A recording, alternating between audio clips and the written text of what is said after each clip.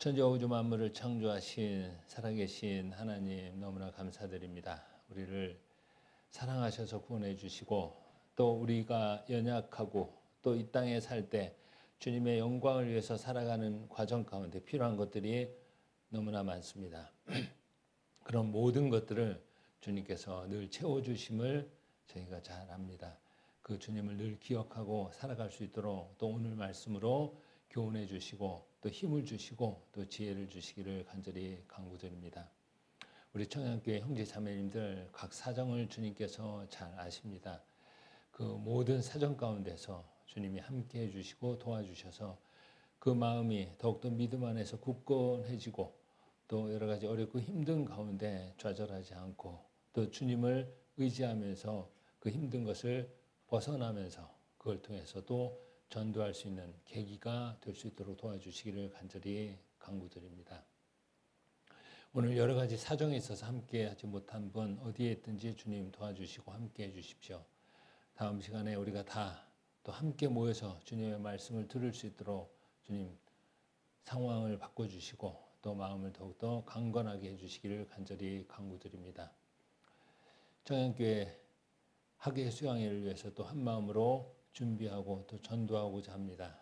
먼저 하나님 우리가 다 참석할 수 있도록 도와주시고 또 우리 주위에 구원받지 못한 영혼들 우리가 기도로 그 영혼들 주님 앞에 말씀을 듣고 구원받을 수 있도록 우리가 학예 수양에 인도할 수 있도록 주님 용기와 지혜도 허락해 주시기를 간절히 간구드립니다.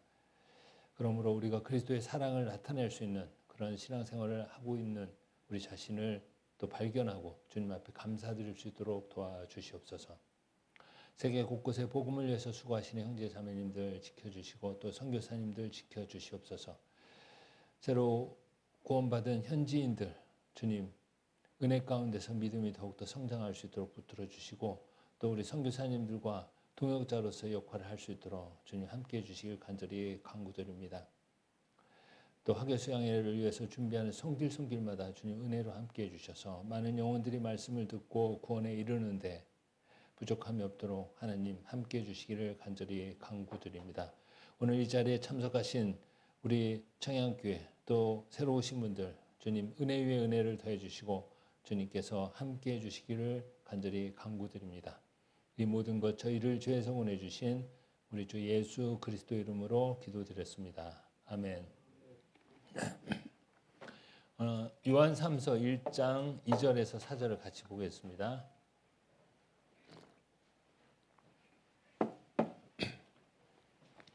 요한 3서 1장 2절에서 4절이요.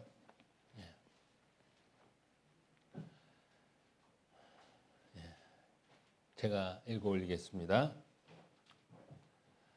사랑하는 자여 내 영혼이 잘됨 같이 내가 범사에 잘되고 강건하기를 내가 간구하노라. 형제들이 와서 내게 있는 진리를 증거하되 네가 진리 안에서 행한다 하니 내가 심히 기뻐하노라. 내가 내 자녀들이 진리 안에서 행한다 함을 듣는 것보다 더 즐거움이 없도다. 예. 제가 여기 사탕을 물고 얘기하는 거 아닙니다. 오해하실까 봐. 예. 사탕을 물고 있는 게 아니라 그 치아를 갑자기 빼게 됐어요. 예. 그래가지고 치아를 빼는 바람에 꼭 사탕을 하나 물고 있는 것처럼 돼 있어가지고 큰 문제가 아닙니다. 여기 감동치과에 내려갔다가 그냥 염증이 있어서 간단히 치료받으러 내려갔는데 좀 빼야 된다는 이야기를 들어서 이제 급히 다른 치과에 가서 치아를 뺐습니다. 그래서 발음이 혹시 셀지도 모릅니다. 이해해 주시고요. 왜 사탕을 먹으면서 자꾸 말씀을 전하지? 이런 오해가 없기를 바랍니다. 이 요한 3서는 정말 사랑하는 자여 이렇게 시작하죠. 우리가 읽은 것처럼 사랑하는 자여. 자, 사람은 무엇으로 사는가를 한번 생각해 봤으면 좋겠습니다. 사람은 무엇으로 사는가? 우리가 구원받기 전에 우리는 무엇을 위해서 살았고 어떤 힘으로 살았는가? 구원받은 이후에 사람은 무엇으로 사는가? 우리가 잘 알고 있지만 다시 한번 생각을 해봤으면 좋겠습니다. 우리는 무엇으로 살아야 되고 무엇을 위해서 살아야 되고 또 우리의 삶의 원동력은 힘은 어디서 오는가를 생각해 봤으면 좋겠습니다. 우리가 구원받았기 때문에 아주 특별한 존재가 됐어요. 이제 우리는 하나님의 사랑으로 사는 사람이 된 겁니다. 자, 사람은 무엇으로 사는가? 하나님의 사랑으로 사는 겁니다. 그래서 오늘 요한삼서 1장 2절에서 4절을 보면 자, 사도 요한이 가이오라는 형제에게 보내는 편지입니다. 그러면서 사랑하는 자여 이렇게 표현하고 있죠. 이 성경이 기록될 당시에 여러 가지 어려운 환경이 있었어요. 자, 이 성경이 기록될 당시에 어떤 어려움이 있었냐면요. 자, 외부적으로는 로마의 황제 도미티아누스가 막 기독교인들을 막 박해하기 시작했을 때예요. 이 도미티아누스는 여러분이 잘 알고 있는 타이터스, 예루살렘 성을 멸망시킨 타이터스의 동생입니다. 타이터스가 황제가 되고 또 죽고 나서 그 동생 도미티아누스가 황제가 됐어요. 황제가 되고 나서 기독교인들을 굉장히 많이 핍박했습니다. 외부적으로 핍박이 굉장히 있었어요. 그래가지고 많은 그리스도인들이 순교하고 또 심지어 살 수가 없기 때문에 카타콤이라는 지하 동굴에서 신앙생활을 했었던 시기입니다. 이렇게 외부적으로 힘든 시기였고 또 하나 있어요. 내부적으로 힘든 것도 있어요.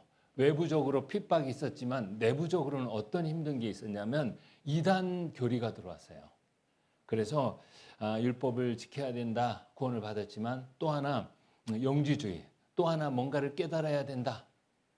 그러면서 또 육신은 너무나 무익하기 때문에 육신은 전혀 생각하지 말고 무시하고 살아야 된다.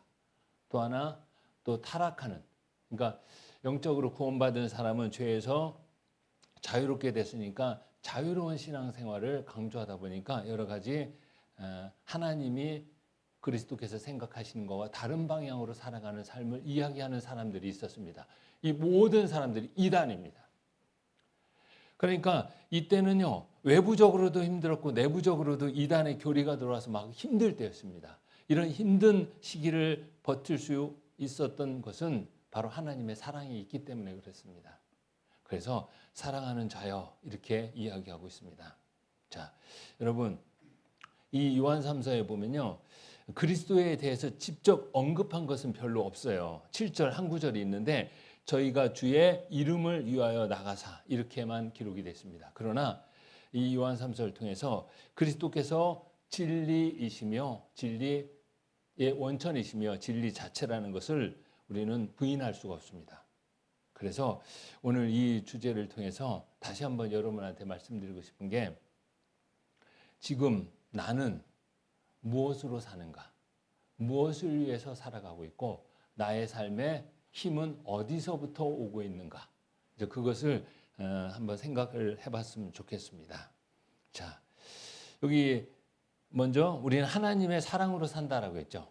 그래서 먼저 사랑하는 자여라는 이 내용에 대해서 한번 살펴보고자 합니다. 자, 사도 요한이 가이오를 사랑하는 자여 이렇게 이야기하면서 편지를 보낸 겁니다. 이 사랑하는 자여라는 것을 생각해 볼 때 또 여기서 사랑 타령하는 거 아닌가 이렇게 생각할지 모르겠어요. 근데 가끔 부부간에 마찰이 있을 때 남편이 아내에게 사랑 타령 좀 그만해 이런 얘기 할 때도 있고, 물론 또 결혼한 연수가 오래되면 그런 얘기도 안 하겠죠.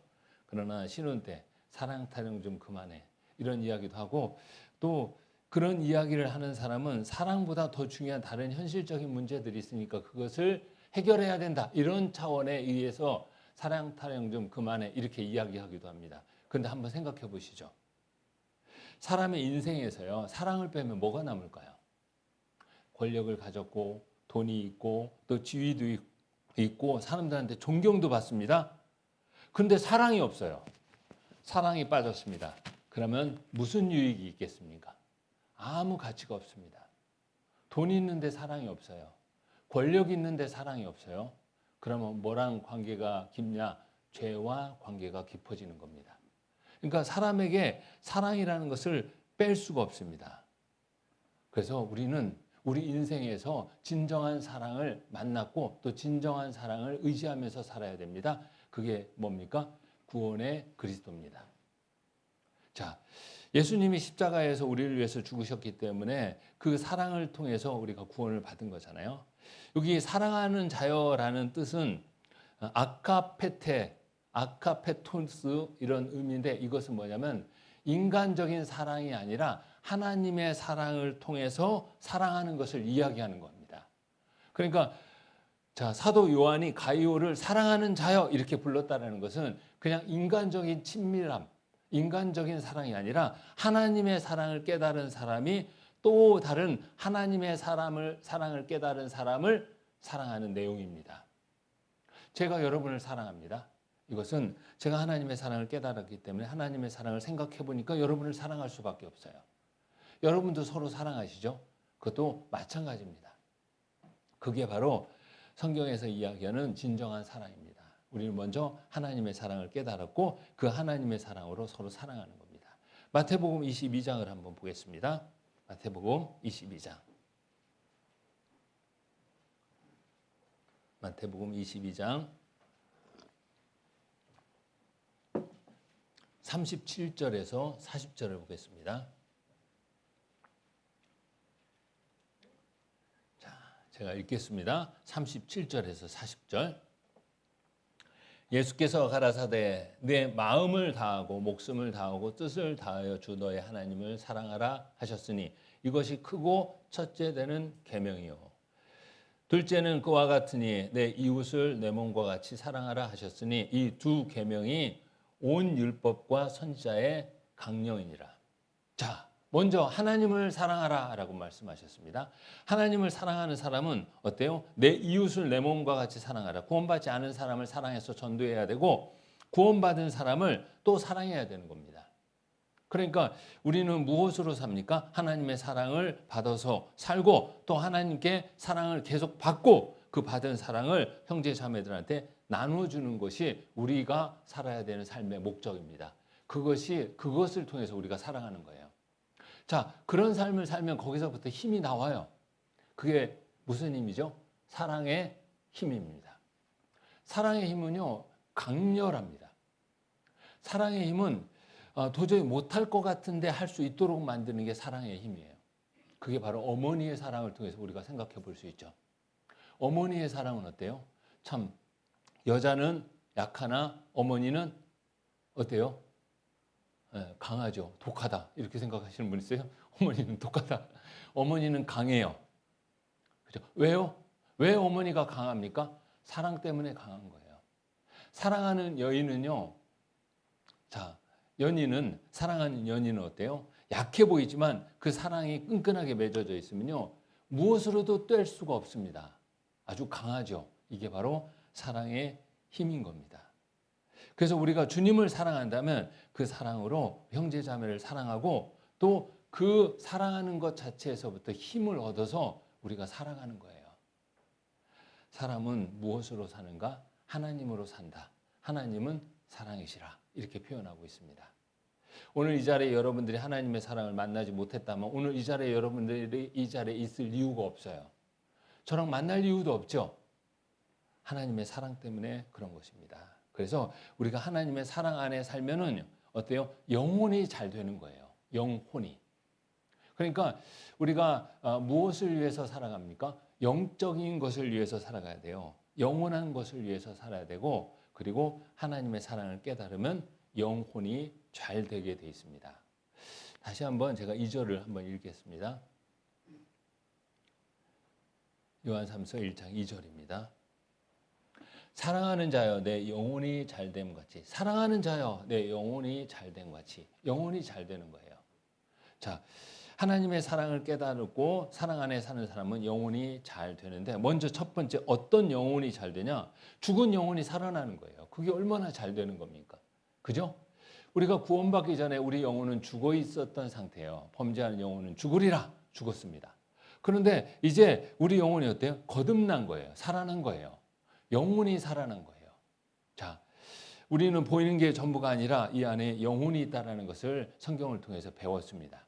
근데 그 영혼이 자, 하나님을 만나기 전에 하나님의 사랑을 깨닫기 전에는 죽었었습니다. 근데 이제 하나님의 사랑을 통해서 살아난 거예요. 자, 성경에 보면요. 창세기 아주 놀라운 사건이 있죠. 창세기 3장을 한번 보겠습니다. 하나님이 지은 첫사람 남자 아담, 그리고 그의 아내 이름은 뭐죠? 하와입니다. 하와. 그 아담과 하와가 하나님 앞에 범죄한 사건이 있죠. 3장 6절을 보겠습니다. 3장 6절. 이게 이제 첫 번째 범죄입니다. 여자가 그 나무를 본즉 먹음직도 하고 보암직도 하고 지혜롭게 할 만큼 탐스럽기도 한 나무인지라. 여자가 그 실과를 따먹고 자기와 함께한 남편에게도 주매 그도 먹은지라. 이게 죄예요. 아니, 과일을 따먹은 게 왜 죄일까? 근데 그 앞 구절을 보면요, 하나님이 선악을 알게 하는 나무의 열매는 먹지 마라 라고 했습니다. 먹으면 너희가 정령 죽으리라 라고 말씀을 하셨어요. 그런데 먹었어요. 첫사람 아담과 그의 아내 하와가 첫 번째 범죄를 저질렀습니다. 하나님 앞에 선악과를 먹었습니다. 죄를 저질러서 그 영혼이 죽었다라는 것은 하나님과 끊어진 상태가 된 거예요. 자, 하나님과 끊어져서 하나님을 위해서 살고자 하는 마음도 잘 생기지 않을 뿐만 아니라 그럴 힘도 없는 상태가 됐어요. 사단의 꾀임에 빠져서 그렇게 한 거거든요. 자, 하나님이 계시고 또 사단이 있잖아요. 자, 사단의 꾀임에 빠져서 하나님이 먹지 말라고 했던 선악과를 먹은 겁니다. 이게 첫 번째 죄라고 제가 말씀드렸죠. 근데 이 죄를 지은 이 아담과 하와를 하나님이 용서하시겠다라고 약속을 주신 게 있어요. 그 약속이 뭐냐? 가죽옷을 하나 입혀 주시는 거죠. 자, 성경 한번 보겠습니다. 3장 17절에서 18절 보겠습니다. 아담에게 이르시되 네가 내 아내의 말을 듣고 내가 너더러 먹지 말라 한 나무의 실과를 먹었은즉 땅은 너로 인하여 저주를 받고 너는 종신토록 수고하여야 그 소산을 먹으리라. 18절은 같이 읽겠습니다. 땅이 내게 가시덤불과 엉겅퀴를 낼 것이라. 너의 먹을 것은 땅 밭의 채소인지요. 예, 그러면서 이제 땀을 흘려야 되고 여자는 해산의 고통이 있을 것이다라고 이야기합니다. 이게 바로 죄의 결과죠. 죄를 지었기 때문에 이런 고달픈 인생을 살아가야 될 수밖에 없었습니다. 그런데 이런 아담과 하와에게 하나님이 구원의 약속을 주신 겁니다. 그게 뭐냐? 가죽옷을 입혀 주시는 거예요. 가죽옷. 자, 21절 같이 읽겠습니다. 여호와 하나님이 아담과 그 아내를 위하여 가죽옷을 지어 입히시니라. 그럼 가죽옷과 구원의 약속과 죄를 용서하는 것은 무슨 관계가 있는가? 잘 들으셔야 돼요. 자, 이게 첫 번째 죄를 지었을 때 하나님이 구원해 주겠다라는 첫 번째 약속이에요. 이걸 원시 복음이라고 합니다. 근데 가죽옷과 구원은 무슨 관계가 있냐? 자, 아담과 하와가 범죄하고 나서 부끄러웠어요. 선악과를 먹고 나니까 너무나 부끄러웠어요. 죄를 짓게 되면 부끄러움이라는 것이 나타나잖아요. 그래서 자신을 보니까 벌거벗었어요. 벌거벗은 존재가 된 거예요. 원래 벌거벗었지만 이제 그걸 알게 되고 부끄러움을 느끼게 됐습니다. 그리고 나서 해결할 방법을 찾기 위해서 무화과 나뭇잎으로 옷을 해 입었어요. 그래서 마치 타잔과 제인처럼. 다 모르시는 표정이네요. 그래서 무화과 나뭇잎으로 옷을 내 입었습니다. 부끄러움을 가리기 위해서 열심히 노력해서 뭔가를 해서 가렸죠. 이 무화과 나뭇잎으로 해서 부끄러움을 가렸는데 이게 오래 못 가요.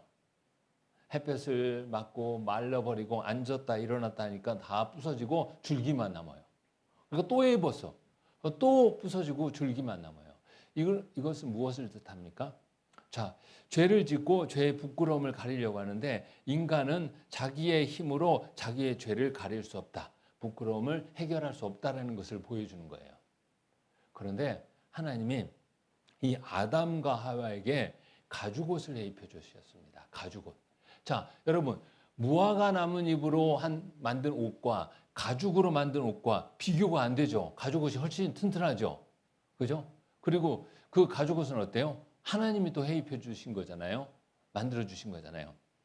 그래서 하나님이 가죽옷을 만들어서 주셨어요. 이 가죽옷이 나오기 위해서는 짐승이 죽어야 되는 겁니다. 그죠? 짐승이 죽어야 돼요. 무화과 나무 잎으로 옷을 만들 때는 아담과 하와의 자기의 수고가 있었어요.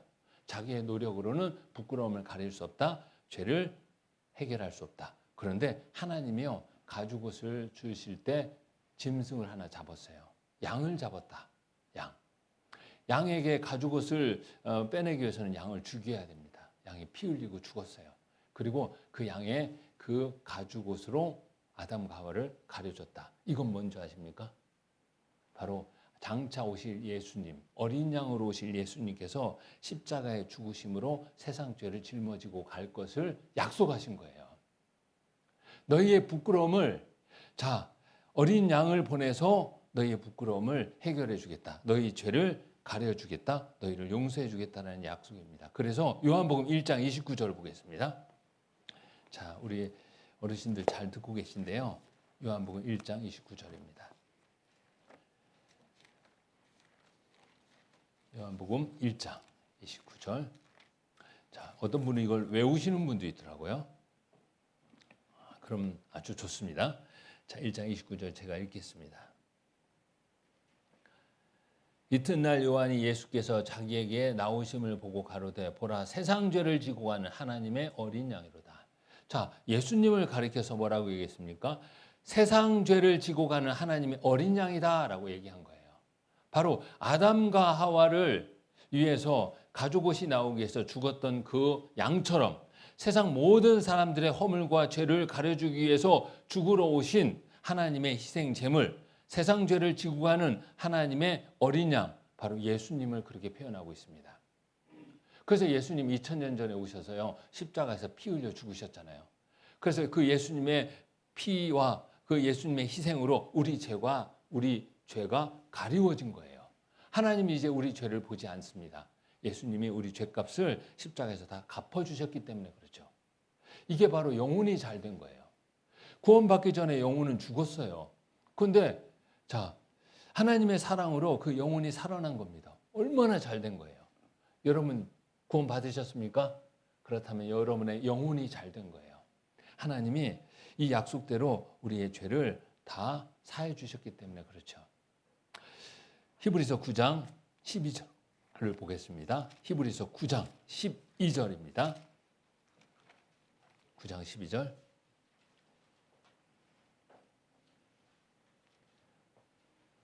자, 9장 12절입니다.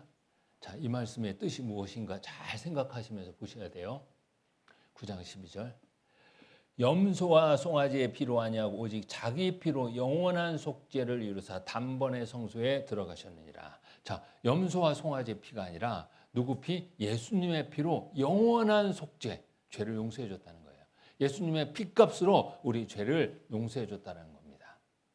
이게 하나님이 우리에게 주신 말씀이에요. 바로 창세기에 아담과 하와를 위해서 가죽옷을 주신 하나님의 구원의 약속이 예수님을 통해서 이루어졌고, 이제 우리의 죄도 예수님의 피로 하나님이 다 어때요? 가려주셨고 용서해 주셨습니다. 그래서 우리 영혼이 살아난 거예요. 그렇지 않았으면 우리가 지옥 갈 수밖에 없었잖아요.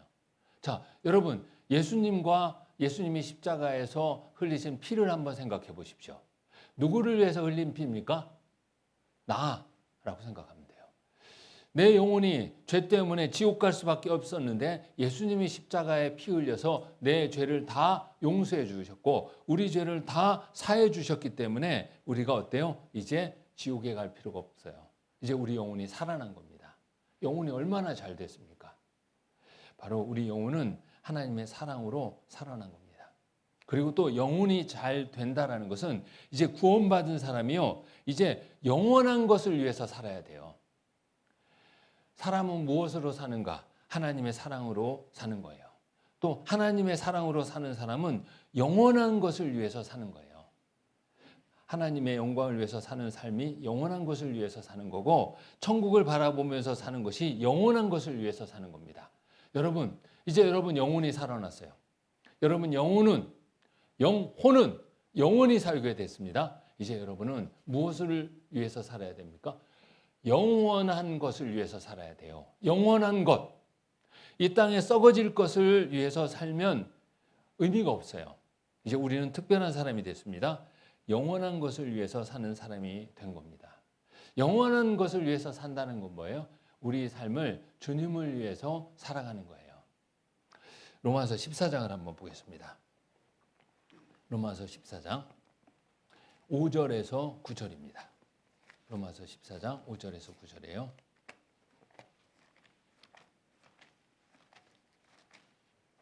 (14장 5절에서 9절) 자, 제가 읽겠습니다. 혹은 이 날을 전날보다 낮게 여기고 혹은 모든 날을 같게 여기나니 각각 자기 마음에 확정할지니라. 나를 중히 여기는 자도 주를 위하여 중히 여기고 먹는 자도 주를 위하여 먹으니 이는 하나님께 감사하며 먹지 않는 자도 주를 위하여 먹지 아니하며 하나님께 감사하느니라. 우리 중에 누구든지 자기를 위하여 사는 자가 없고 자기를 위하여 죽는 자도 없도다. 우리가 살아도 주를 위하여 살고 죽어도 주를 위하여 죽나니 그러므로 사나 죽으나 우리가 주의 것이로라. 9절 같이 읽겠습니다. 이를 위하여 그리스도께서 죽었다가 다시 살으셨으니 곧 죽은 자와 산 자의 주가 되려 하심이니라. 자, 이 말씀은 우리가 무엇을 위해서 살아야 되는지, 영원한 것을 위해서 살고 주님의 영광을 위해서 살아야 되는 거고, 그것은 사랑을 위해서 살아야 된다는 거예요. 하나님은 사랑이시기 때문에 그러죠. 주님은 사랑이시잖아요. 그렇기 때문에 주를 위해서 살고 주를 위해서 죽는다는 것은 사랑을 위해서 살고 사랑을 위해서 죽는다, 진정한 사랑을 위해서 살아가는 모습을 이야기하고 있습니다. 자, 5절에 보면요, 혹은 이 날을 전날보다 낮게 여기고 혹은 모든 날을 같게 여기나니. 어떤 날이 특별하냐? 주님을 위해서 살아가는 날은 특별한 거예요. 그날은 어떤 다른 날보다 중요하겠죠. 자, 여기 보면요, 또 모든 날을 같게 여기라니. 주님을 위해서 살아가는 날들은요, 다 존귀한 겁니다. 이렇게 우리가 생각하면 돼요. 왜 어떤 날은 또 다른 날보다 특별할까? 주님을 위해서 살아가는 그 시간과 그 날은 특별하기 때문에 그래요. 여러분 모두가 그런 특별한 날들을 항상 살아가기를 바랍니다. 하나님께서 그렇게 말씀하셨습니다. 이것은 주를 위해서 사는 삶이 가장 중요하고 그것이 모든 삶의 우선이 돼야 된다라는 것을 가르쳐주고 있습니다. 선택의 기로에 섰을 때 우리는 어떤 것을 선택해야 될까요? 어떤 선택이 더 나을까요? 주님의 영광을 위해서 살아가는 그 선택을 잡았을 때 그 선택은 다른 것보다 나은 것입니다. 우리가 그렇게 살아가는 것이 사람이 살아가야 되는 이유예요. 이제 다시 말씀드립니다. 우리 영혼은 살아났어요. 우리 영혼은 이제 영원히 살게 됐습니다. 우리는 영원한 것을 위해서 살아야 되고 영원하신 주님을 위해서 살아가는 겁니다. 그런 사람은요, 이제 천국의 소망을 품고 살아가는 거예요. 자, 여러분 안에 천국의 소망을 품고 살아갑니까? 굉장히 중요한 거예요. 이제 사람은 무엇으로 사는가? 사랑으로 사는데 하나님과 함께 영원한 사랑을 나눌 수 있는 천국을 마음에 품고 살아가야 돼요.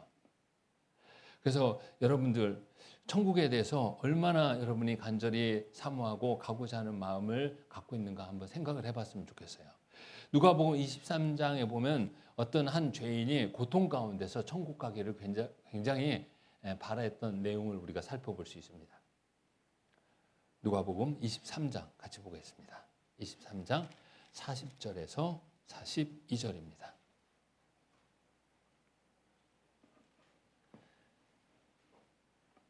(40절에서) 42절 누가복음 23장입니다.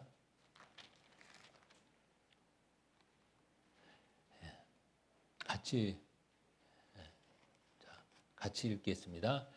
하나는 그 사람을 꾸짖어 가로되 네가 동일한 정죄를 받고서도 하나님을 두려워 아니하느냐? 우리는 우리의 행한 일에 상당한 보응을 받는 것이니 이에 당연하거니와 이 사람의 행한 것은 옳지 않은 것이 없느니라 하고 가로되 예수여 당신의 나라에 임하실 때 나를 생각하소서 하니. 당신의 나라가 뭡니까? 천국이잖아요. 천국, 당신의 나라에 임하실 때 나를 생각하소서. 내가 천국에 너무 가고 싶습니다 라는 간절한 마음을 표현하는 거예요. 이 강도가 지금 어떤 상태에 있냐면요, 십자가에 매달려 있어요. 얼마나 힘들고 괴롭겠습니까? 정말 그 힘들고 괴로운 가운데 주님을 딱 보면서 생각이 바뀌었어요. 이 땅에서 사는 것보다 가장 중요한 것은 천국에 가는 거다라는 것을 생각할 수 있었습니다. 그래서 그는 무엇을 구했습니까? 하나님, 지금 고통스러우니까 잠시 이 고통에서 벗어나서 다시 이 땅에서 살아갈 수 있도록 기회를 주십시오. 그것을 구한 게 아니라 당신의 나라에 임하실 때 나를 기억해 주십시오. 당신이 가는 천국에 나도 가고 싶습니다. 그렇게 얘기하는 거예요. 주님을 온전히 본다면 무엇을 소망해야 되고 무엇을 간절히 원해야 되는지 생각해 볼 수 있습니다. 천국에 가는 것을 굉장히 소망했고 굉장히 원했습니다. 그래서 주님께서 오늘 네가 나와 함께 낙원에 있으리라 하시니라. 그래서 그 강도는 천국에 갔습니다. 왜? 예수님을 믿고 구원받았고 천국에 대한 사모하는 마음도 갖고 있었잖아요. 천국에 간 겁니다. 여러분들은 천국에 대해서 얼마나 사모하십니까? 이 강도는 힘들고 지쳤는데도 천국에 가고 싶은 마음을 먼저 가졌어요. 구원받은 그리스도인은요, 천국의 소망을 품고 살아가는 사람들입니다. 영원한 것을 생각하면서 견디고 어려움을 이겨내가는 삶을 살아가는 게 구원받은 그리스도인입니다. 요한복음 14장 1절에서 3절 보겠습니다. 주님이 천국에 관해서 예비하셨다라고 말씀하시고 계신데요. 요한복음 14장입니다.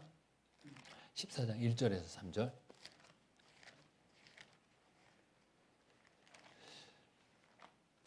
14장 1절에서 3절입니다. 같이 읽겠습니다.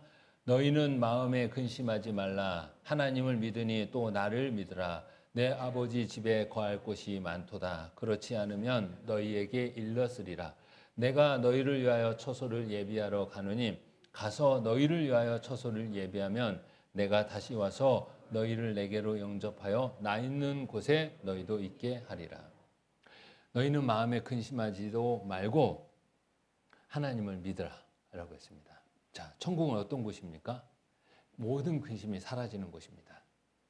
그렇기 때문에 하나님은 예수님을 통해서 예수님 십자가의 죽으심을 통해서 우리가 천국 갈 수 있도록 해주시고 그 부활하신 예수님은 또 뭐라고 말씀하십니까? 이제 천국을 위해서 준비하시러 가시는 거예요. 그래서 예수님께서 말씀하시잖아요. 내 아버지 집에 거할 곳이 많도다. 그리고 가서 너희를 위하여 처소를 예비하면 주님이 십자가에 죽으시고 부활하시고 천국이 준비된 거예요. 우린 그 천국에 갈 수 있습니다. 여러분 천국에 대해서 사모하는 마음을 가져야 돼요. 거기는 아픔도 없고 두려움도 없고요. 그리고 고통도 없는 곳입니다. 눈물도 없는 곳이에요. 우리가 이 땅에 살면서 힘들 때 구원받은 그리스도인에게는 천국이 생각나야 돼요.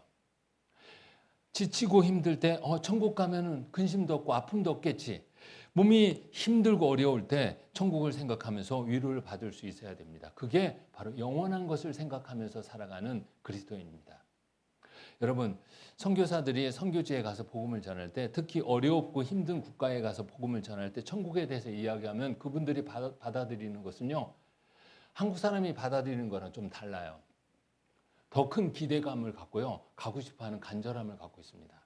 만약에 여러분 아프리카는 어때요? 살기 힘들죠. 가끔 아프리카에 있는 사람들을 위해서 기금을 모으기 위해서 방송하는 내용들을 보면 물이 없어요. 그죠? 물이 없어가지고 정말 우리가 흔하게 쓰는 이 물이 없어서 그들은 물 구하기가 너무나 힘듭니다. 그래서 흙탕물을 먹어요. 흙탕물을 막 먹잖아요. 흙탕물을 먹으면 병에 걸린다는 거 알지만 물이 없어요. 그래서 흙탕물을 막 먹습니다. 그 흙탕물도 구하기가 힘드니까 멀리까지 가서 그 흙탕물을 구해 와야 돼요. 그런 아프리카에 사는 그런 사람. 그리고 또 먹을 것도 없잖아요. 먹을 것이 없어서요. 굶어야 되고 또 자기 자녀에게 젖을 먹여야 되는데 젖이 안 나와요. 먹을 것이 부족한 그런 케냐나 아프리카의 그런 가난한 나라들. 그 사람들에게요. 천국을 설명할 때 천국은 물이 충분하다. 천국에는 깨끗한 물이 넘쳐난다. 천국에는 먹을 것이 풍성하다. 배고프지 않다. 이렇게만 얘기해도요. 그 사람들 눈은요. 반짝반짝 빛납니다. 천국에 가고 싶어서요. 왜? 당장 먹는 물이 없거든요. 흙탕물을 먹어야 되고 먹을 것이 없어요. 그런데 천국은 어떤 곳입니까? 물이 넘쳐나요. 깨끗한 물이. 먹을 것이 풍부해요. 그럼 그 얘기를 딱 들었을 때 어떤 마음을 가질까요? 가고 싶어요. 특히 어린아이들은 더 가고 싶을 겁니다. 그 천국에 가고 싶어요. 데려가 주세요. 그런 마음을 갖지 않을까요? 가질 겁니다. 그런데 우리는 어떨까요? 대한민국이나 혹시 구원받은 사람들 중에 어떤 분들은 천국에 대한 소망이 점점점 멀어져요. 천국에 가고 싶다라는 간절함이 점점점 희미해지는 것을 느낄 때도 있잖아요. 왜 그렇죠? 우리가 현실의 어려움을 많이 못 느낄 때 그런 것들을 갖게 되고, 현실의 마음을, 세상의 마음을 아주 많이 두고 있을 때 천국에 대한 소망은 작아집니다. 땅에 가까울수록 천국이 멀어지는 거예요. 천국에 대한 생각이. 그죠? 땅에서 멀어질수록요, 천국에 대한 생각이 가까워지는 겁니다. 우리도 그걸 한번 생각해 봤으면 좋겠습니다. 구원받은 그리스도인이 왜 천국에 대한 생각이 점점점 멀어지고 천국에 가고 싶은 마음이 자꾸 가고 싶지만 좀 더 있다가 가야지, 좀 더 있다가 가야지, 여기서 좀 더 뭔가를 누리다 가야지, 그런 생각들이 왜 들까? 천국이 얼마나 좋은 것인가에 대해서 자꾸 우리가 깜빡깜빡 하기 때문에 그런 게 아닌가라는 생각이 듭니다. 여러분 어떠세요? 천국은요, 대한민국과 비교할 수 없잖아요. 아까 제가 케냐나 그 아프리카의 힘든 지역에 사는 사람들 이야기를 예로 들어서 말씀드렸습니다. 그 사람들은 천국을 생각하는 마음이 아주 남다릅니다. 그렇지 않겠습니까? 근데 우리는 왜 그렇지 못할까? 현실에 자꾸 마음을 두고 살기 때문에, 현실이 때로는 편하기 때문에 그래요. 현실에 즐길 것들이 많이 눈에 보이니까 그래요. 그래서 천국이 멀게만 느껴지는 겁니다. 좀 이따 가고 싶어요. 아파트 분양받았는데 그 아파트에서 살고 가고 싶어요. 조금 있으면 차가 나와요. 몇 개월 후에. 그 차 좀 몰고 있다가 가고 싶어요. 그런 생각이 들 수도 있잖아요. 그 차 좀 몰아보고 이왕 갈 거. 근데 여러분, 그 차를 모는 거하고 천국에 가서 하나님의 그 은혜 가운데 내서 많은 것을 누리는 삶과 비교가 안 돼요. 안 되는데 이 세상의 마음을 두고 있기 때문에 자꾸 그런 겁니다. 그래서 하나님은 가끔 그리스도인의 삶에 어려움을 주기도 하시죠. 경제적으로 어려움을 주기도 하고, 육체적으로 어려움을 주기도 하고, 많은 핍박을 주기도 합니다. 그러면서 핍박이 없고 어려움이 없고 힘든 것이 없고 사랑으로 충만한 천국에 대한 생각을 갖게 되고, 그 천국에 대한 소망, 가고 싶은 마음을 더 크게 할 때도 있어요. 그래서 그런 어떤 어려움들을 주기도 합니다. 자, 마라나타라는 뜻은 주가 곧 오신다라는 의미예요. 주가 곧 오신다. 아까 그 구원받은 그리스도인이 박해받는 시대에 대해서 말씀드렸습니다. 구원받은 그리스도인이 박해받는 그 시대에는요, 정말 짐승 사자의 밥이 되기도 했어요. 그래서 사자의 밥으로 끌려가는 그리스도인을 향해서 감옥에서 다음 차례를 기다리는 또 다른 그리스도인이 뭐라고 응원했냐면 마라나타, 주가 곧 오십니다. 주님 앞에 갑니다. 이거예요. 그럼 주님 앞에 가면 모든 고통과 어려움이 다 일순간에 사라지고 주님 안에서 기쁨과 즐거움의 시간을 보낼 겁니다. 힘내세요. 견디세요. 그게 응원의 그 말이 마라나타입니다. 그래서 우리가 이 땅에 어려움과 고난과 힘든 걸 겪을 때요, 우리는 천국을 생각하면서 이겨나갔으면 좋겠어요. 우리는 천국에 가니까. 그렇죠? 자, 여러분, 소설가 중에 대지라는 소설을 쓴 펄벅이라는 여자가 있습니다. 노벨 문학상도 받았어요. 굉장히 훌륭한 사람이고 그분의 소설은 굉장히 유명하죠. 근데 이 펄벅이라는 여자에게 자녀가 있는데, 딸이 있는데 자폐증이에요. 아주 심각한 자폐증입니다. 근데 딸을 너무나 사랑해서 어떻게든지 고쳐보고 싶어요. 그래서 병원에를 계속 데려가고 막 데려가면 치료를 받게 하는데 이게 잘 안 고쳐져요. 이 펄벅이라는 여자가 자기 딸을, 자폐증에 걸린 딸을 이렇게 안아주면은요, 그 딸이 막 비명을 지른대요. 막. 그러니까 딸을 너무나 사랑해서 안아주고 싶고 힘드니까 자기가 이렇게 좀 도와주고 싶어서 이렇게 안으면 딸이 비명을 질러요. 근데 그 딸의 입장에서는 마치 엄마가 이렇게 자기를 안아주는 것이 나무 토막으로 자기를 때리는 것처럼 느껴지는 거예요. 그러니까 엄마는 안아주지만 딸은 어때요? 나무 토막으로 자기를 때리는 거예요. 그러니까 막 비명을 지르는 거죠. 그만큼 힘든 상황이었어요. 근데 이 펄벅이라는 이 여자분이 딸을 낳게 하기 위해서 병원을 계속 열심히 다니는데 어느 날 의사가 뒤에서 선생님 포기하세요. 딸은 나을 수 없습니다. 딸은 이제 나을 수 없어요. 그것을 인정하세요. 라고 얘기를 했대요. 그걸 인정해야지 이제부터 딸과 선생님은 이제 평안을 찾을 수 있습니다. 이렇게 얘기했대요. 인정하라고. 그러니까 그 얘기를 딱 듣고 가끔 우리는 화를 낼 수도 있잖아요. 화를 내는 사람을 볼 수도 있잖아요. 그게 무슨 소리냐. 그런데 이제 받아들였대요. 아, 내 딸은 고칠 수 없구나. 받아들이고 이 아픔과 시련은 하나님이 우리에게 주신 거다라는 생각을 딱 갖게 되니까 그 아픔과 시련 속에서 어때요? 이제 벗어나기 시작했다는 거예요.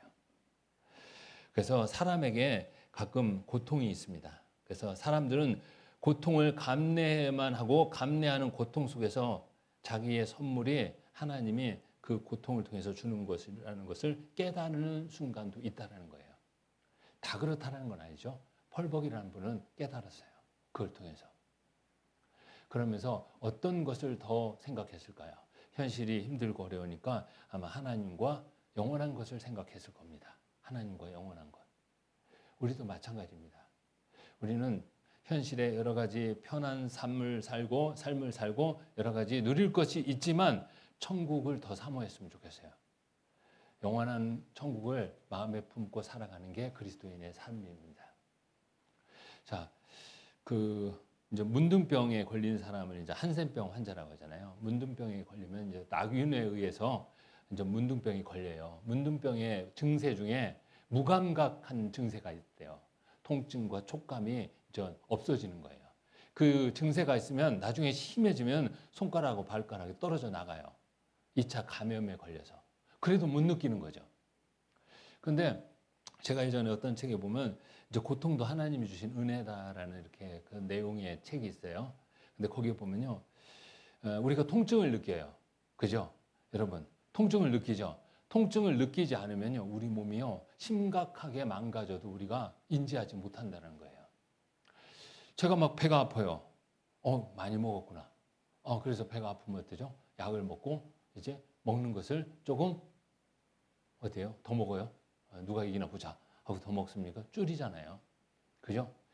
그래서 사람은 통증은 이게 없었으면 좋겠다라고 생각을 하기도 하는데 이 통증이 없으면 문제들이 그렇게 생긴다는 거예요.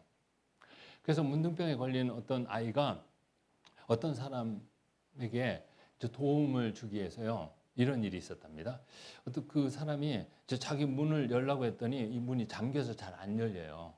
확 돌려야 되는데 아무리 해도 안 열리는데 이 문둥병 걸린 어떤 소년이 와서 내가 해줄게요 해드려요. 그러더니 딱 잡고 확 돌리더래요. 그런데 깜짝 놀랐대요. 그가 확 돌리면서 딱 있는데 그의 손에서 막 피가 막 떨어져요. 근데 걔가 그걸 못 느껴요. 왜? 감각이 없거든요. 확 돌리고 나서 막 손이 찢어서 피가 나는데 돼요. 고통을 만약에 못 느끼게 되면 그렇게 된다는 겁니다. 그래서 우리에게는 어떨 때 아픔, 힘든 고통이 우리 삶 중에 몰려올 때가 있어요. 구원받은 그리스도인도 힘들 때 있죠. 어려울 때 있죠. 그럴 때 그걸 통해서 우리가 생각할 수 있는 게 있어요. 자기 자신을 돌아보기도 하고 자기 상황을 살펴보기도 하고 천국에 대한 소망을 더 굳게 잡을 수 있다는 겁니다. 여러분, 구원받은 사람이 천국에 가는 것은요. 정말 큰 은혜입니다. 우리는 천국의 소망을 품고 살아가는 사람들이에요. 요한계시록을 한번 볼까요? 21장 4절 보겠습니다. 요한계시록 21장 4절.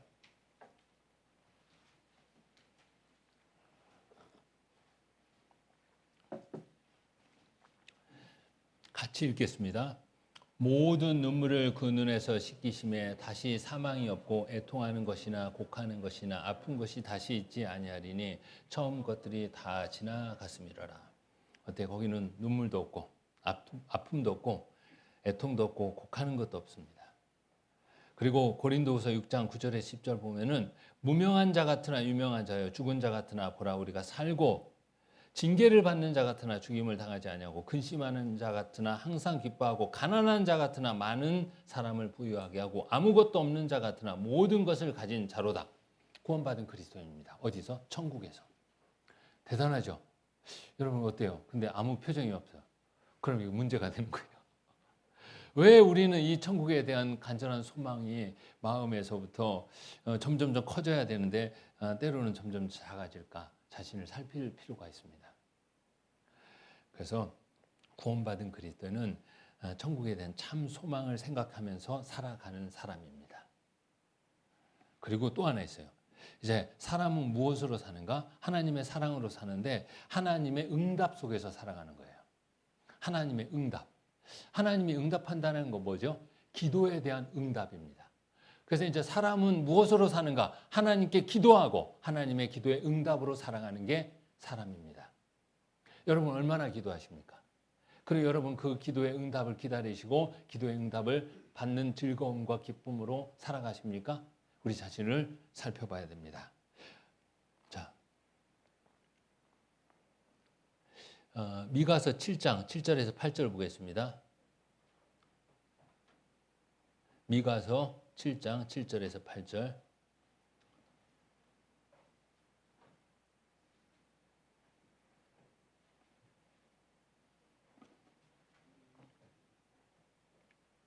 제가 읽겠습니다. 오직 나는 여호와를 우러러보며 나를 구원하시는 하나님을 바라보나니 하나님이 나를 들으시리로다.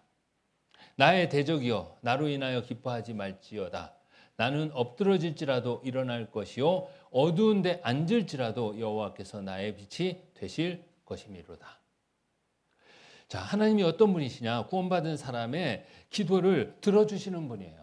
들어주셔서 힘내게 해주시는 분이라는 겁니다. 그래서 사람은 하나님의 응답 속에서 살아가는 거예요. 기도하고 하나님이 답변을 주시고 힘을 주시는 것으로 살아가는 겁니다. 그래서 성경에 보면 뭐라고 기록해요? 데살로니가전서 5장 17절에 쉬지 말고 기도하라 이렇게 기록되어 있습니다. 한번 볼까요? 데살로니가전서 5장 17절입니다. 데살로니가전서 5장 17절. 자, 5장 16절은 항상 기뻐하라. 쉽죠? 5장 17절도 외우기 쉽습니다. 길지 않아요. 데살로니가전서 5장 17절.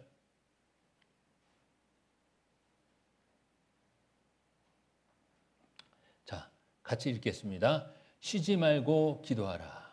예, 쉬지 말고 기도하라. 그죠? 왜 쉬지 말고 기도하라고 했습니까? 우리에게는 기도할 제목이 너무나 많기 때문에 그래요. 여러분, 기도할 제목 많죠? 우리한테는 너무나 많습니다.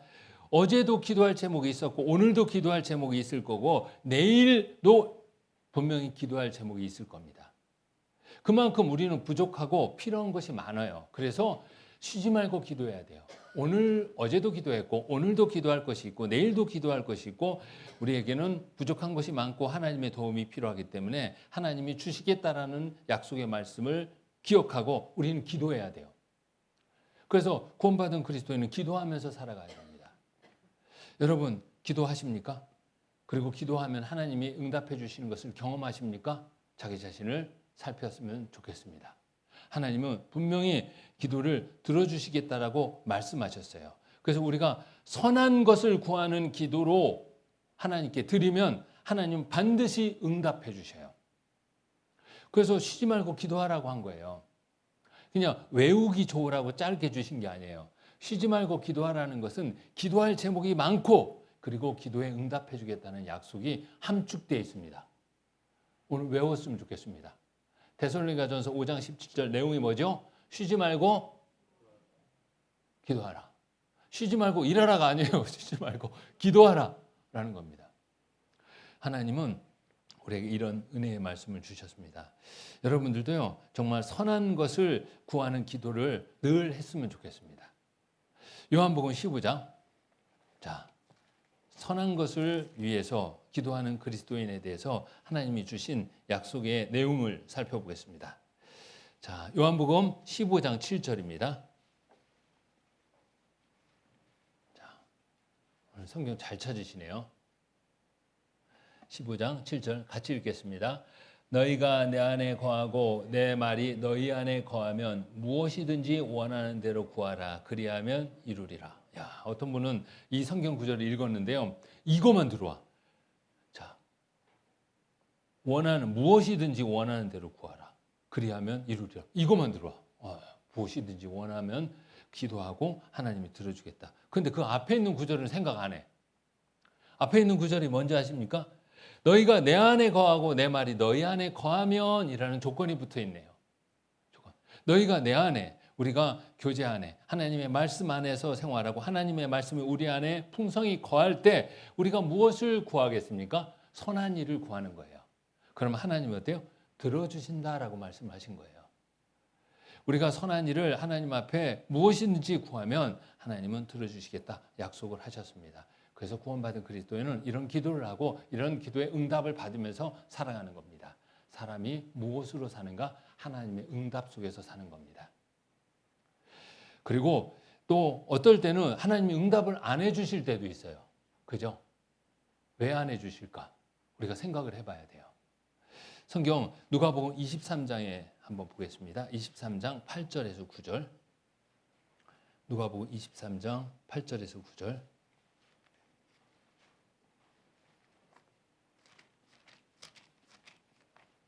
23장 8절 9절입니다.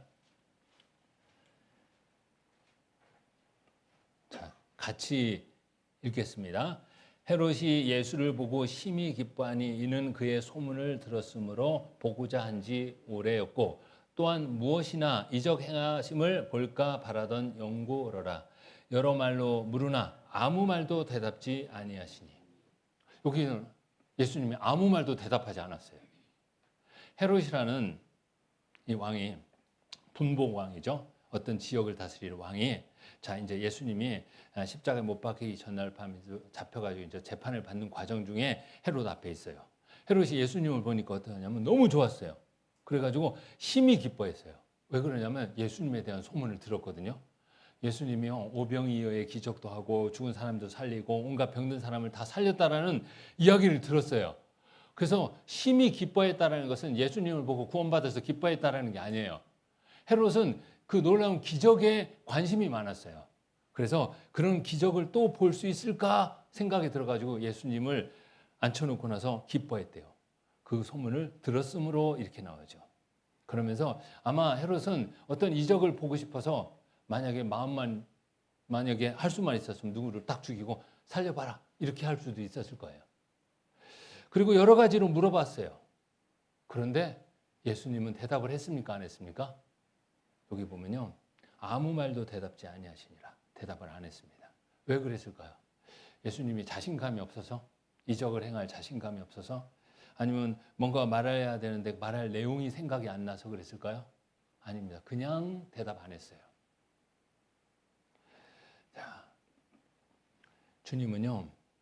자, 어떤 물음에는 응답하시지 않는다라는 것을 기억해야 돼요. 어떤 물음에는 주님이 응답하시지 않아요. 그냥 침묵을 지키는 거예요. 자, 이 헤롯은요, 세상 거에 관심이 많았기 때문에 헤롯이 물은 것은 다 세상 것이었어요. 그거에만 관심이 있었어요. 만약에 헤롯이 어떻게 하면 구원받을 수 있습니까? 이렇게 물었는데 주님이 대답지 않더라. 이렇게 했을까요? 아니겠죠. 자, 우리가 기도를 했어요. 근데 응답이 없습니다. 그때는 우리의 기도가 세상의 정욕을 위해서 잘못 구하는 것이 있기 때문에 하나님이 응답하시지 않는 겁니다. 그래서 우리도 우리의 기도 그리고 우리는 응답 속에서 살아야 되는데 혹시 우리는 응답받을 수 있는 선한 기도를 하고 그거에 대한 응답을 받고 사는지 아니면 응답이 하나님이 응답을 주시지 않는 세상 것을 구하는 그런 기도를 혹시 내가 한 번 정도 아니면 여러 번 했는가 자기 자신도 한번 돌아봤으면 좋겠습니다. 구하여도 받지 못하면 정욕으로 쓰려고 잘못 구함이라 야고보서 4장 3절에 기록되어 있어요. 그러니까 하나님 응답하시지 않는 겁니다. 우리는 우리 자신을 돌아봐야 됩니다. 우리는 하나님의 응답 속에서 살아야 되니까 합당한 것을 구하는 그런 그리스도인이 됐으면 좋겠습니다. 우리가 영원한 것을 위해서 살면요. 우리의 삶 가운데 모든 것도 또 잘 된다는 것도 기억하셔요. 사람은 무엇으로 사는가? 하나님의 사랑으로 사는데 하나님의 사랑으로 살다 보면 하나님이 이 땅에 우리가 살아가면서 필요한 것들도 하나님이 다 주신다는 것도 기억하셔야 돼요. 그래서 사람은 하나님을 의지하면서 살아가는 겁니다. 요한복음 1장 16절 보겠습니다. 요한복음 1장 16절이요.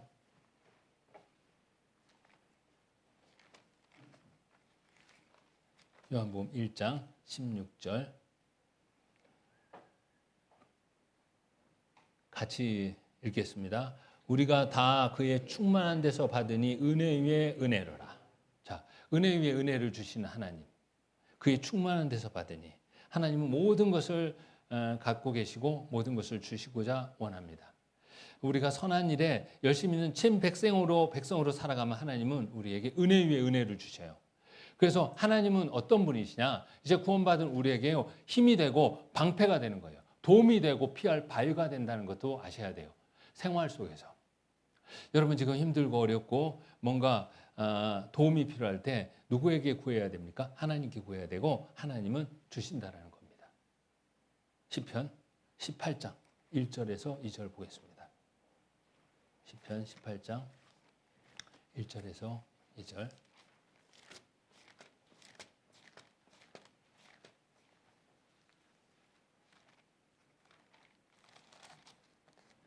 자, 1절, 2절. 자, 이 구절도 같이 읽겠습니다. 나의 힘이 되신 여호와여, 내가 주를 사랑하나이다. 여호와는 나의 반석이시오, 나의 요새시오, 나를 건지시는 자시오, 나의 하나님이시오, 나의 피할 바위시오, 나의 방패시오, 나의 구원의 뿌리시오, 나의 산성이시로다. 자, 나의 힘이 되신 여호와여, 내가 주를 사랑하나이다. 우리가 주를 사랑하는 거예요. 주를 사랑하는 삶을 살 때 주님께서는 우리에게 많은 도움이 되셔요. 반석도 되고 요새도 되고 우리 어려운 가운데서 건지시는 분이 되기도 하는 겁니다. 하나님을 사랑하시는 사람의 삶 속에서는요, 하나님이 반석이 돼요. 흔들림이 없어요. 튼튼해요. 믿음이 흔들리지 않습니다.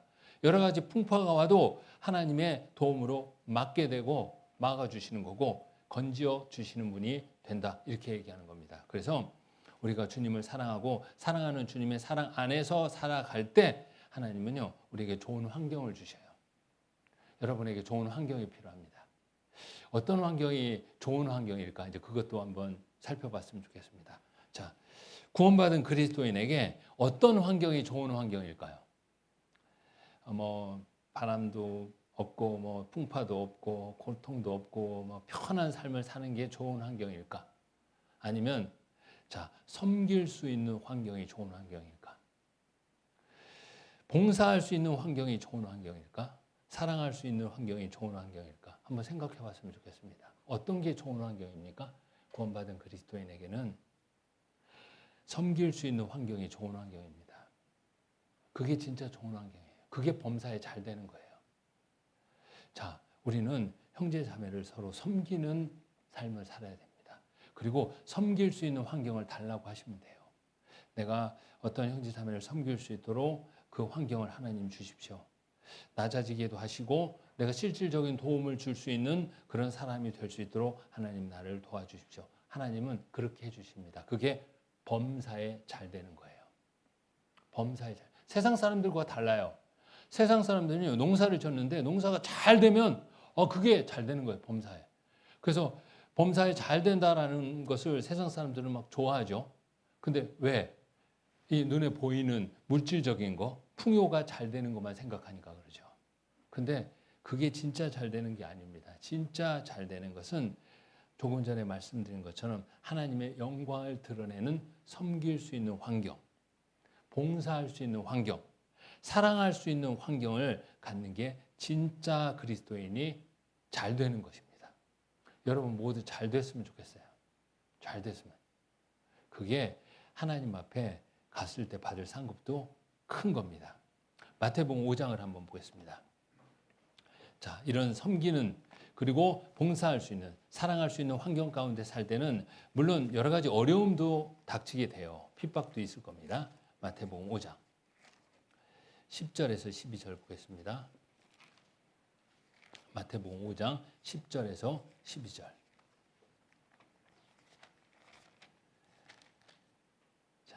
같이 읽겠습니다. 의를 위하여 핍박을 받는 자는 복이 있나니 천국이 저희 것임이라. 나를 인하여 너희를 욕하고 핍박하고 거짓으로 너희를 거스려 모든 악한 말을 할 때에는 너희에게 복이 있나니 기뻐하고 즐거워하라. 하늘에서 너희의 상이 큼이라. 너희 전에 있던 선지자들을 이같이 핍박하였느니라. 자, 여기 보면요. 자, 나를 인하여 누구죠? 주님을 위하여. 주님의 영광을 위해서 우리가 섬길 수 있는 환경, 봉사할 수 있는 환경, 사랑할 수 있는, 사랑을 줄 수 있는 환경 가운데 살다 보면 핍박이 있어요. 어려움이 있습니다. 근데 그걸 어떻게 해요? 복이라고 생각합니다. 너희에게 복이 있나니 기뻐하고 즐거워하라 라고 말씀하셨습니다. 하나님 앞에 가면 다 갚아주기 때문에 그래요. 이게 진짜 잘 되는 거예요. 그래서 우리는 이것을 생각하면서 이런 것을 추구했으면 좋겠습니다. 그리고 또 구원받은 그리스도인이요, 생활 가운데서 신앙생활에 여러 가지 어려움이 없도록 또 도와주시는 분이 하나님인데, 잠언 30장도 한번 보겠습니다. 자, 잠언 30장. 이런 삶 가운데 있는 게 진짜 잘된 삶입니다. 잠언 30장 7절에서 9절입니다.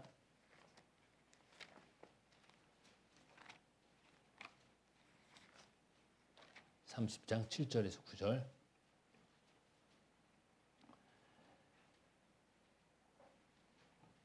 같이 읽겠습니다. 내가 두 가지를 주께 구하였사오니 나의 죽기 전에 주시옵소서. 곧 허탄한 거짓말을 내게서 멀리 하옵시며 나로 가난하게도 마오시고 부하게도 마오시고 오직 필요한 양식으로 내게 먹이시옵소서. 혹 내가 배불러서 하나님을 모른다 여호와가 누구냐 할까 하오며 혹 내가 가난하여 도적질하고 내 하나님의 이름을 욕되게 할까 두려워함이니이다. 이 사람은 두 가지 일을 구하잖아요. 근데 왜 이 두 가지 일을 구하냐? 하나님의 영광, 하나님에게 욕되게 하지 않기 위해서 구하는 거예요. 이런 구하는 건 하나님이 들어주시죠. 이런 삶 가운데 있는 게 잘 되는 거예요. 여기 보면요, 허탄한 거짓말이 없는 것. 자, 경쟁 속에서요, 자신을 드러내기 위해서 막 거짓으로 포장하면서 사는 이 사회에서 자기 자신의 신앙을 지키는 겁니다. 허탄한 거짓말이 없는 삶, 그것을 신앙에 대해서 올바른 삶을 하나님 앞에 도움으로 구하잖아요. 하나님 도와주십시오. 그 삶을 주십시오. 그리고 경제적으로 어려움이 없는 보호받는 삶도 하나님이 해주셔요. 걱정 안 하셔도 돼요. 우리가 재물이 풍부해서 그 재물로 하나님 앞에 영광을 드릴 수 있다면 하나님이 더 많이 해주실 거예요. 그런데 그 재물이 많아져서 하나님을 떠날 수 있는 사람한테는 하나님이 어때요? 적당히 줍니다. 적당히 줘요. 이게 맞아요. 그런데 또 구원받은 사람이 너무나 없고 힘들어가지고요, 신앙생활을 할 수 없게 되거나 어때요? 가난하여 도덕질하고 내 하나님의 이름을 욕되게 할까 두려워함이니라. 너무 어렵고 힘들어서 하나님 앞에 영광을 드리지 못하는 상황이 생기면 안 되잖아요. 하나님 거기서도 지켜준다는 거예요. 걱정하지 마세요. 주일날 뭔가 일을 하지 않으면 큰일 생길 것처럼 여기어서 두려운 마음을 가질 수 있는데, 어쩔 수 없는 일은 할 수 없지만 그렇지 않았을 때 우리는 이 말씀에 의존했으면 좋겠어요. 의지했으면 좋겠습니다. 하나님이 지켜주실 거예요. 어떤 사람을 지켜줍니까? 하나님의 영광을 위해서 살아가면 하나님이 지켜주십니다. 걱정 안 하셔도 돼요. 여기 얘기하잖아요. 이 사람도 두 가지를 구했어요. 돈 많이 벌게 해주십시오. 높은 자리에 올라가게 해주십시오. 그걸 구한 게 아니에요. 하나님의 영광을 위해서 살아가는데 부족하지 않게 해주십시오. 하나님이 들어주신 겁니다. 성경 전도서 9장 9절도 한번 보겠습니다. 전도서 9장 9절.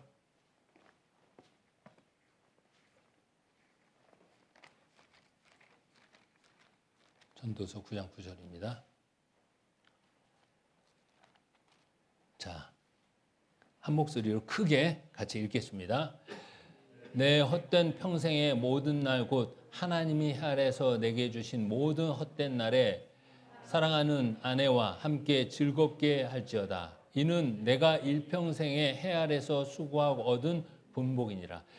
헤아려서 수고하고 얻은 분복이 있는데요, 사랑하는 아내와 함께 즐겁게 살지어다. 자, 우리가 주님의 영광을 위해서, 영원한 것을 위해서 살아가면요, 우리의 삶에 있어서 이 땅에 살아가는 삶 가운데서도 하나님이 주시는 기쁨이 있어요. 사랑하는 아내와 함께 즐겁게 살아갈 수 있는 즐거움을 주시기도 하는 거예요. 헤아려서 수고하고 얻은 본복이니라. 우리가 주님의 영광을 위해서 살아가고 해 아래에서 우리가 마땅히 해야 될 일들이 있죠. 그것을 했을 때 하나님이 또한 주신다라는 거예요. 가족이 화목하고 아내와 함께 즐겁게 살 수 있는 그런 기회도 하나님이 주신다는 거예요. 이것도 하나님이 주시는 약속인 겁니다. 우리가 하나님을 위해서 하나님으로 살아갈 때 하나님이 이렇게 주시는 거예요. 걱정하지 않으셔도 돼요. 사람은 무엇으로 삽니까? 자기 노력과 열심으로만 사는 게 아니에요. 사람은 하나님으로 사는 겁니다. 그리고 하나님의 사랑으로 살아가는 거예요. 하나님의 도우심으로 살아가는 겁니다. 하나님이 주신 소망을 마음에 품고 살아가는 거고, 아까 말씀드린 것처럼 하나님의 응답 속에서 살아가는 겁니다. 그게 사람이 살아가는 힘인 거예요. 여러분도 마찬가지인 겁니다. 그래서 하나님으로 살 때 인간의 이상, 가장 추구하는 이상이 이루어지는 겁니다. 자, 사람 중에 사람들한테 우리가 당신의 이상이 무엇입니까? 이렇게 물어보면 여러 가지 얘기하겠죠. 행복을 누리는 삶, 기쁨에 충만한 삶, 그리고 사랑이 가득한 삶, 이렇게 얘기할 겁니다. 그런데 여러분, 구원받은 그리스도인은 하나님을 의지하고 살아가는 삶 속에서 이런 것을 누리는 겁니다. 인간의 최고의 이상, 구원받은 그리스도인이 하나님으로 살아갈 때 이루어지는 거예요. 여러분, 사랑 속에서 살아가고 싶습니까? 하나님은 사랑이잖아요. 그죠? 여러분, 행복을 누리고 싶습니까? 하나님이 주신 행복이 있어요.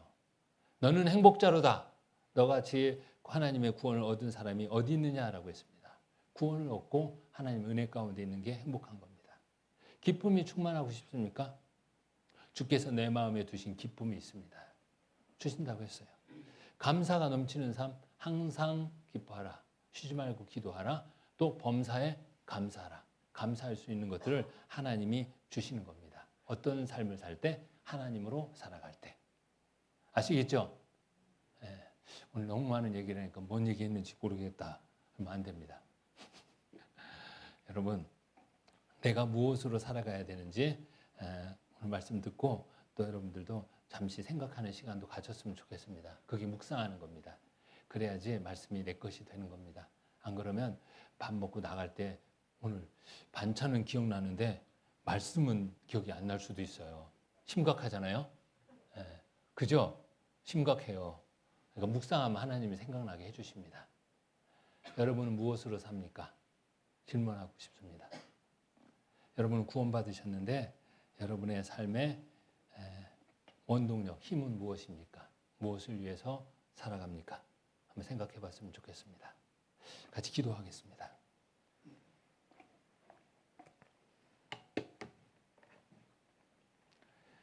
사랑과 은혜가 풍성하신 아버지 하나님 너무나 감사드립니다. 하나님의 사랑, 놀라우신 사랑으로 말미암아 우리가 하나님의 자녀가 되었고 또 천국의 소망과 또 영원한 것을 위해서 살아가며 하나님의 자녀로서 하나님의 응답 속에서 살아가는 삶을 살고 있습니다. 우리가 이 삶을 소중히 여기고 이 삶을 더욱더 주님의 영광을 위해서 잘 이어나갈 수 있도록 부족한 저희를 도와주시옵소서. 우리 청양교회 형제 자매님들 오늘 여러 가지 사정이 있어서 못 나오신 분들이 있습니다. 주님 지켜주시고 도와주시고 다음에 함께 할 수 있도록 주님 기회를 주십시오. 또 오늘 이 자리에 함께 하시는 분들 은혜 위에 은혜를 주시고 또 하나님께서 늘 함께 하심을 경험할 수 있는 그런 기쁨의 시간들을 허락해 주시기를 간절히 간구드립니다. 하나님의 사랑을 실천하는 삶을 살게 도와주시고 우리의 삶 가운데서 그리스도께서 나타나는 그리스도의 향기가 품어져 나오는 그런 삶을 살게 도와주시옵소서. 우리가 힘들고 지쳐도 낙담하지 않고 절망하지 않도록 하나님 우리를 붙들어 주시고 주님의 말씀을 통해서 하나님을 만나게 도와주시옵소서. 오늘 함께 하신 모든 분들 마치는 시간까지 오늘 교제의 모든 일정을 마치는 시간까지 주님 지켜주시고 도와주시옵소서. 이 모든 것 저희를 죄에서 구원해 주신 우리 주 예수 그리스도 이름으로 기도드렸습니다. 아멘.